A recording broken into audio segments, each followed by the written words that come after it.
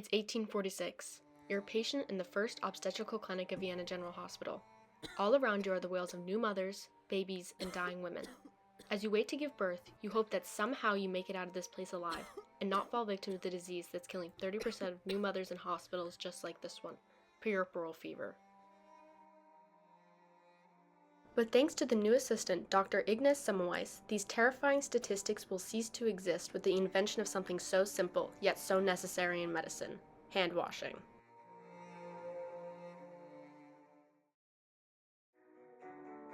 Developing over the 19th century, the advancement in medical knowledge resulted in the creation of hand washing, which altered medical views and changed the rights and responsibilities of physicians to provide effective and safe care for their patients, regardless of their personal opinion of new medical knowledge.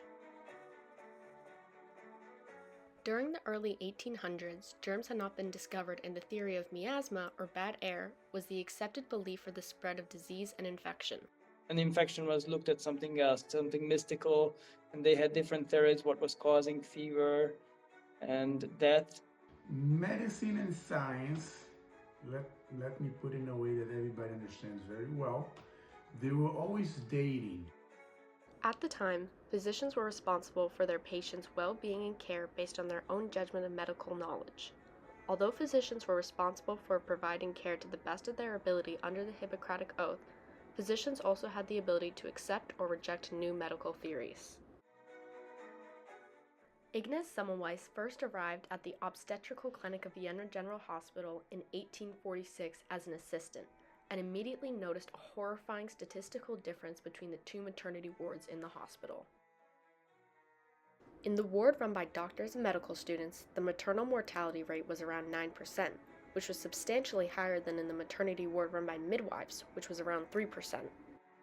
I think it's one of the most important things in medicine. It's how everything starts. He recognized something, a dynamic. He recognized this dynamic, that midwives had much better rates, much less death rates than doctors, and this shouldn't make, right? This is very obvious. Something is wrong here. If you break the safety line, at some point a bad result will happen, and everything starts with hand washing.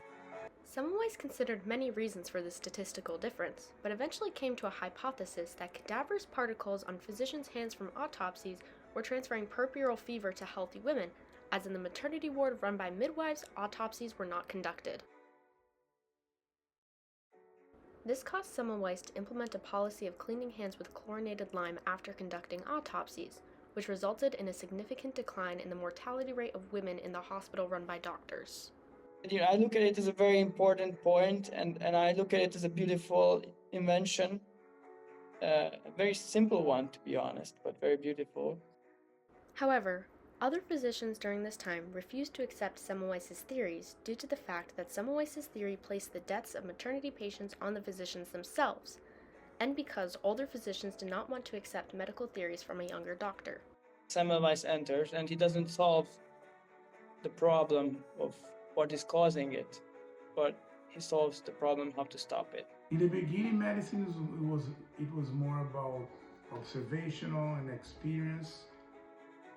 Furthermore, Semmelweis' theories about hand washing helping maternity patients did not have scientific backing besides the quantitative data collected by Semmelweis, due to at the time germs and other important evidence for the implementation of hand washing having not yet been discovered. And he put numbers up there from his research, and then he believed in those numbers, but not the other people around him.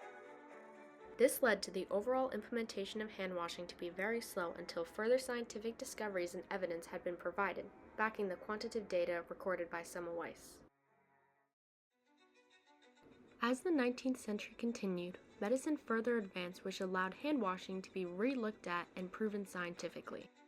In 1855, only a few years after Ignaz Semmelweis, American physician Oliver Wendell Holmes Sr. published the small booklet Puerperal Fever as a Private Pestilence, which shed light on techniques physicians should use to be more hygienic when working with mothers to prevent the spread of puerperal fever for the safety of the physician and their patients.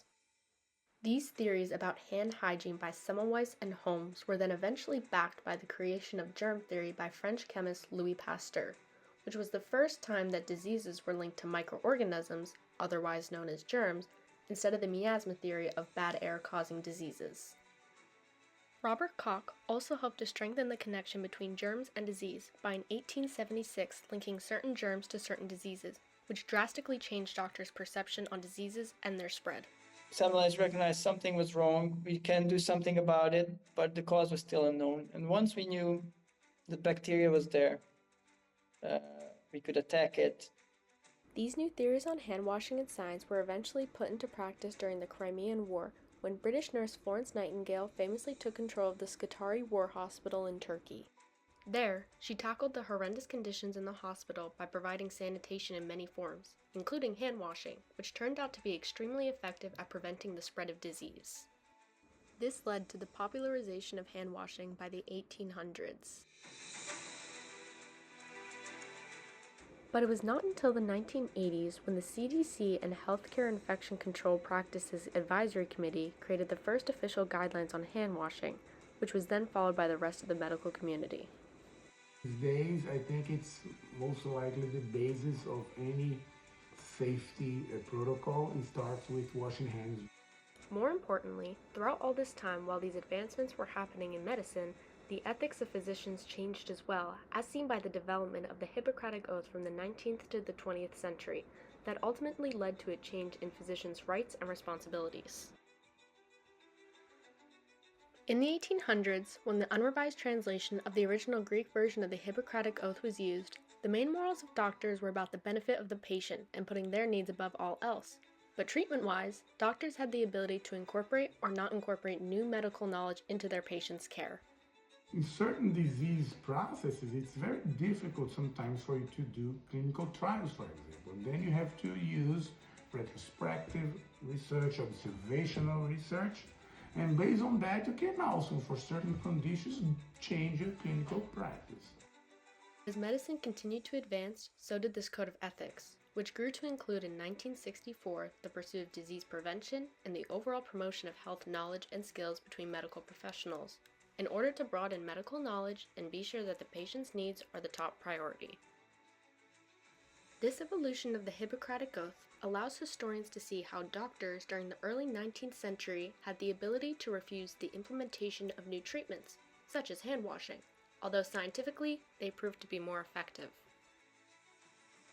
This right that physicians had to deny their patients proven medical treatments and practices due to their personal opinions was eventually revoked, as physicians' responsibilities evolved over time to provide safe and adequate care for their patients regardless of their personal opinions, as evidenced by the Hippocratic Oath's evolution.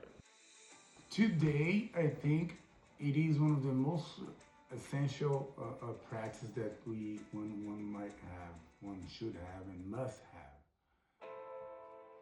Today, physicians from all over the world wash their hands in order to be in line with the ever-changing ethics of medicine, to be sure that they are able to provide the best care for their patients, and to follow and perform their rights and responsibilities to their patients and themselves. It starts with hand washing, before seeing a patient, before after seeing a patient, before examining a patient, and after examining a patient, before any procedure, either sterile or not. And we should be always washing our hands, and washing our hands the proper way. Now there's so many things that we do precautions in surgery. Currently, the WHO Guidelines on Hand Hygiene in Healthcare, created in 2009, helps to ensure that these responsibilities are followed out everywhere. The marriage between medicine and science today, it cannot be denied. And evidence-based medicine drives the way we practice medicine. Medical knowledge has come a long way since 1847 and the discovery of hand washing by Ignaz Semmelweis. And so have the rights and responsibilities of physicians to provide clean and safe care to their patients, regardless of their personal opinion on scientific research. So just from washing hands and wearing gloves, and now we're doing surgery with robotics. The surgery is not even there, so there's a whole evolution of this process. The bottom line is that medicine these days, it is 100% affected by research. And if you're a doctor and you're practicing in this modern era of medicine, you have to be very tuned up with research on a daily basis.